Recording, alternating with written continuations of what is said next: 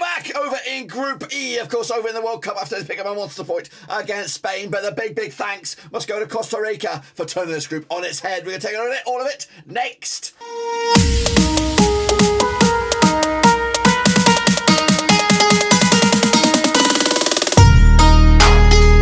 That's right, folks. Bumps Game with another review video today. We're taking a look at Group E. That's right. As Germany get themselves a bit of an extra lifeline, courtesy of the Ticos. That's Ticos. Of course, Costa Rica with a monster win over Japan. We'll take a look at all of it in a second. Of course, people shout out my VIPs. They, of course, they are the patrons. And if you're new, where you been? Smash your subscribe button back to all things Germany related, Group E related, World Cup related. We got it all here, boys. Under one roof. Of course, Spain, they'll still lead the charge. 4 points over possible 6. And of course, are still not there yet. Of course, a win on the final day. Of course, will give themselves a monster 3 points and, of course, put themselves into the knockout stages. But who will join them? We'll take a look at it in a second. And again, once a big shout out to the VIPs, the patrons. But anyway, let's get into it, of course, and revisit this one, of course. The early game, Japan against Costa Rica over in Group E. Kisha Fuller with the one and only shot. Actually, it wasn't one and only shot. That was a bit of an underestimate, but the only shot that really mattered. It was a weak effort, but of course, a keeper was actually fingertipped it into the back of the net, to be honest with you, and gave Costa Rica the points, despite Japan having the majority of possession, more chances, and looked better on the ball. Costa Rica just came into the game with a plan. Plan was to kind of contain Japan and try and get to take full advantage of the chances that they get, and they did just that. They had 21 free kicks, of course, and the set pieces was, of course, priority for them.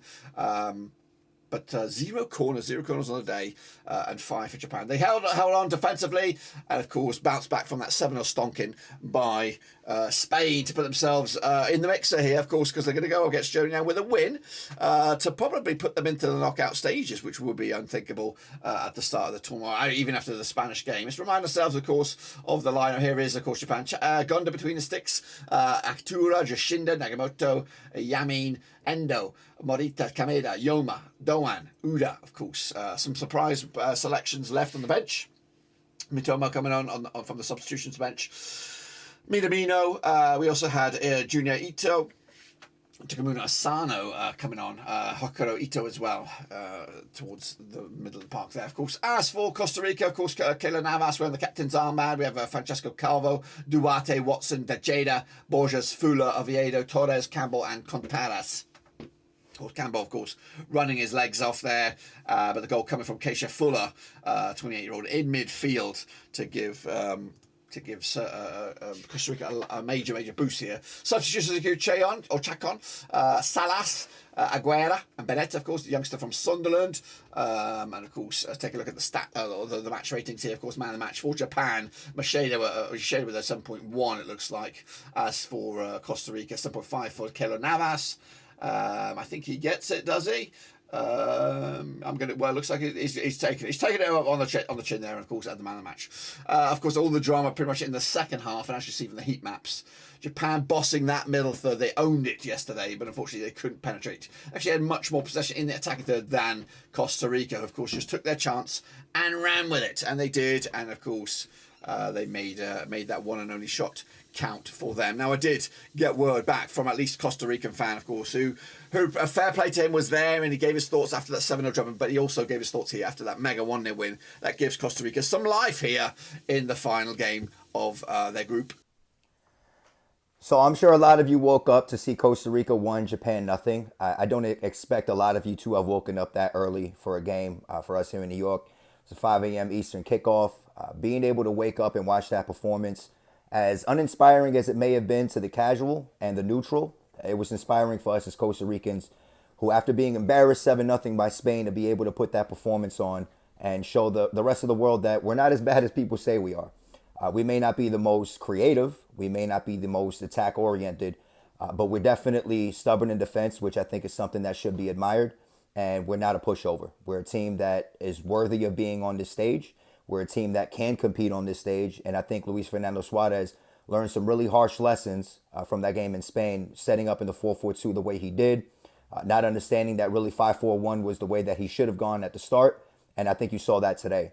He tried to attribute it mainly to the Costa Rican fight and not tactics, but I think tactics played a huge part in what Costa Rica was able to do today. That 5-4-1 low block really did limit Japan's ability to attack. there were a few moments where Japan did look dangerous, especially when you look at that 1v1 matchup with Keisha Fuller on the wing. He did get beat a couple of times, especially late in the match, where Kayla Navas has to make a couple of big saves. But Keisha Fuller is also the one that ended up getting the game-winning goal. So when you set up in this 5-4-1 low block, it really is about frustrating the opposition. It really is about limiting what they're capable of doing in the attack. And then you're just waiting for a mistake. And we were given that mistake by the Japanese goalkeeper who really misread that shot from Fuller. 1-0, and then you just got to close up shop. I think it's something that it shouldn't taken this long for Luis Fernando Suarez to figure out. I think it was abundantly clear that this was the setup for us from the start. It's disappointing that it took a 7-0 embarrassing defeat for us to show this kind of fight, for us to show this kind of tactical nuance, even though it was pretty obvious to anybody who's been paying attention for the last, 6 or 7 months. So for Costa Rica moving forward, now you're looking at a game against Germany, depending on what happens in that result against Spain, where maybe a point is going to be enough to get you out of the group. And I think setting up in that 5-4-1 low block is something that I would expect them to continue to do. We are going to be missing Francisco Calvo, who's going to be suspended with a yellow card. But the good news is I still believe our best center back has been left on the bench this entire World Cup. I think this is an opportunity for Juan Pablo Vargas to finally get his shot, to prove his ability, especially on this stage in a game that could see us through the knockouts. By no way is the job done. I think a lot of people are confused as to which team we are. Are we the team that's 7-0 embarrassment, or are we the team that's good enough to compete and beat the Japan team? And I think it's maybe somewhere in between. But Luis Fernando Suarez has another 90 minutes to prove that he's worthy of this job. I think in the first game, he got the tactics wrong and he got the personnel wrong. I think in the second game, he got the shape right. He made the great substitutions. When you look at our substitutions coming off the bench, all four had an average age of 21 years old. So when people talk about Costa Rica being that team from 2014, they don't have the young talent. They don't have the new generation. I think those 4 substitutions kind of changed that narrative a little bit. So now we look to see if he can just piece together the perfect coaching job against Germany and move us on into the knockouts. Meanwhile, of course, another game of the day over in Group E. Of course, it was Spain against my boys Germany. My oh my, it was a chess match, wasn't it? Of course, Spain had all the possession, 64% compared to 36% possession for Germany. A goal apiece in the end at Morata with a tap in to pretty much, well, it was a on the money sort of shot. And Germany kind of the same, really. A substitution, Nicholas Fuglung coming on here, 83rd minute. Big old unit, and a game that was very, very tense for me as a German. 11 shots for us on the day, for them off target, 12 free kicks, 5 corners. Spain had a lot of possession, of course, as they do. Great for the majority of the game, but the final 20 minutes, Germany kind of transformed into something else. And fortunately, we got that goal, and we could have had a couple more. Leroy Sané coming off on the bench as well to try and cause problems and show some spark in this German attack that's been missing so far in this World Cup. So hopefully, this point will be enough to springboard into the final game when, of course, they take on Costa Rica over in Group E. Let's take a look at the lineups then, of course, for this match. Time with Spain. Unai Simon was a bit freaky in the back there for Spain, in between sticks. Lapatre, Rodri, Alba, Cavial, of course, at the back. Busquets, Gavi, Pedri, Dani Olmo, Fernando Torres, and Marco Asensio up top. As for the substitutions, young Balde coming on there, of course, the young Barcelona left back. We also saw Koke coming on in midfield, Nico Williams, and Morata as well. 4 changes for Spain. So Germany, Neuer between sticks, Rudiger, Sule, Bau, Raum, Kehrer, Kimmich, Goretzka, Gundogan, Musala, Gnabry, and Tommy Muller up top. A little bit dull, wasn't he, Tommy Muller up top? Not really much going toward Musala, of course, seems to be the face of the future for German football. And with him, we could go far. As for, of course, the substitution, we saw Schlotterbeck coming on there. We saw Klostermann as well. We also saw Leroy Sané, Jonas Hoffmann coming on. But, of course, Nicholas Fuglung got the headlines with the goal. He's only rated at 5 million. Peanut signing for anybody out there. Big old unit. And, of course, in here, in the place of Timo Werner. What about the man of the match ratings? Well, here we go. Of course, we're looking at it from a Spain point of view. Rodri with a 7.6. It looks like the man of the match could be the man of the match in total here. Jimmy Musala 6.7. I don't get that. I think there's an agenda out here for Musala. I don't think he's deserved his low ratings so far. Sule with a 7.3 at the back. Of course, the heat maps. Look at this. Again, Spain with all the possession, but a lot of it is in that defensive third. Very hardly breaking into the central box here. As for Germany, scattered brain possession. They prefer the right to the left here, with, of course, their Let's take a listen from the fans. We've got at least a Spanish fan, the German out in Qatar, is having a bit of trouble getting his videos to me at the moment. Hey Dirk, Jose here, and the dream is still alive. It's not the result that we wanted, but 1-1. I'll take that any day against Germany. Germany's a really tough team, traditionally one of the best teams in the world. They've won a bunch of World Cups, including not too long ago, with some of the same guys. So yeah, I'll take the 1-1 over Germany.